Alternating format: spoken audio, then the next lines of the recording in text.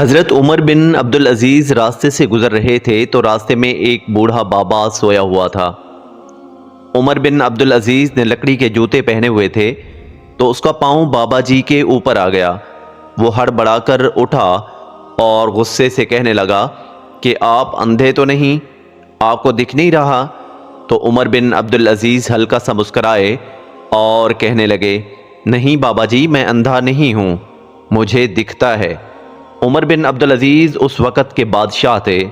اس وقت جمہوری حکومتیں نہیں ہوتی تھیں اور بادشاہ وقت کا سکہ چلتا تھا۔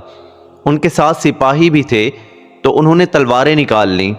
عمر بن عبدالعزیز سپاہیوں سے فرمانے لگے کہ تمہیں کیا ہو گیا؟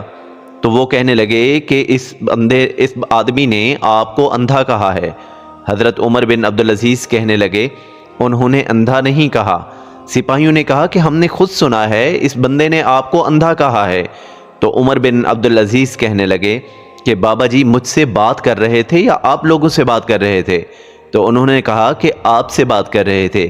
تو عمر بن عبدالعزیز فرمانے لگے کہ پھر بابا جی نے مجھے اندھا نہیں کہا، انہوں نے تو صرف مجھ سے پوچھا ہے کہ آپ اندھے تو نہیں؟ میں نے کہا کہ نہیں، میں اندھا نہیں ہوں، مجھے دکھائی دیتا ہے۔ اس میں لڑنے والی کون سی بات ہے؟ سبحان اللہ۔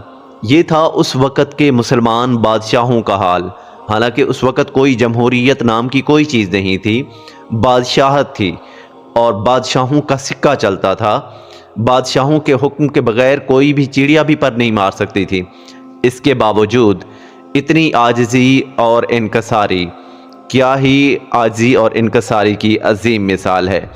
ہم نے معاف کرنا اور درگزر کرنا اصل میں چھوڑ دیا ہے، تبھی زمانے بھر کی تلخیاں ہمارے درمیان میں ہیں۔ ہم بہانہ ڈھونڈ رہے ہوتے ہیں کہ کسی کو نیچا دکھانے کی اور بدلہ لینے کی چھوٹی چھوٹی باتوں کا بعض سالوں تک دشمنی لیے پھرتے ہیں۔ جھک جانا، معاف کرنا سیکھو اور اللہ تعالیٰ معاف کرنے والوں کو پسند کرتا ہے۔